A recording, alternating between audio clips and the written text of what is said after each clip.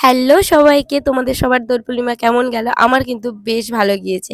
আগের দিন রাত থেকেই কিন্তু আমাদের দোল খেলাটা শুরু হয়ে গিয়েছিল। এই যে আমাদের ফুল টিম, আমরা কিন্তু একদম আগের দিন রাত ১১টার সময় বেরিয়েছিলাম রং খেলতে।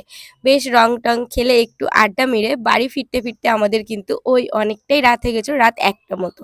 তার পরের দিন ওই পুজো ঠাকুরঘর নিয়ে আমি একটু ব্যস্ত থাকাতে আমার ছেলে এদিকে একা একাই খেলতে ব্যস্ত হয়ে পড়েছিল। আর আমি ওই ভিডিও করছি দেখে সে তো প্রচণ্ড আনন্দ পাচ্ছিল। বড়মশাই প্রতিদিনের তুলনায় দোলের দিন একটু তাড়াতাড়ি বাড়ি ফিরেছিল, কারণ ওই বাজারে লোকজন কম ছিল তাই। আর এদিকে আমার ধরম ছেলেও বাড়ি চলে এসেছিল, মানে ফ্রেন্ডস কাম ধরম ছেলে। আমাদের বিয়ের পরে কার্তিক ঠাকুর দিয়েছিল, আর তখন ওই ধরম ছেলে করতে হবে তাই ওকেই ধরম ছেলে করা হয়েছে, তাই বললাম ফ্রেন্ডস কাম ধরম ছেলে।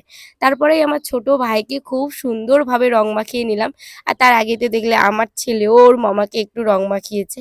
আর আমি ওদের দুজনকে এত সুন্দরভাবে রং মাখানোর পরে ওরা কি আমাকে ছেড়ে দেয় বলো?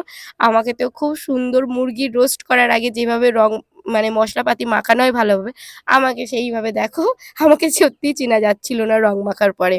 তারপরে মা এদিকে রান্নার ব্যস্ত হয়ে পড়েছিল। কারণ আমরা সবাই মিলে রং খেলছিলাম। তাহলে রান্নার দিকে তো একজনকে আসতেই হবে। মা এদিকে রান্নার জোগাড় করছিল। আর আমি আর ছেলে সেই ফাঁকে এসে মাকে একটু রং মাখাচ্ছিলাম। মা বারবারই বলছিল, "বেশি রং মাখাস না।" কিন্তু আমি আর ছেলে কথাটা শুনবো বলো? খুব সুন্দর আমি রং মাখিয়েছিলাম। তারপরে চলো এখন আমরা তো রং মেখেইছিলাম। তা কেমন রং মাখার পরে আমাদের অবস্থাগুলো হয়েছে তোমাদের সঙ্গে শেয়ার করি। এই যে একজন দেখতেই পাচ্ছ সবুজ রং মেখে একদম কাচের সঙ্গে মিশে গেছি।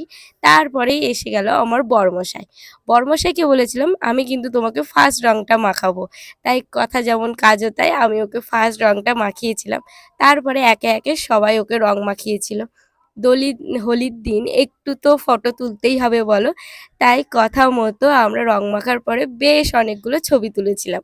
আজকের মিনি ব্লগটা কেমন লাগলো অবশ্যই কিন্তু কমেন্টে জানাতে ভুলো না। আর তোমরা কেমনভাবে হোলি খেলেছিলে আমাকে অবশ্যই জানাতে ভুলো না।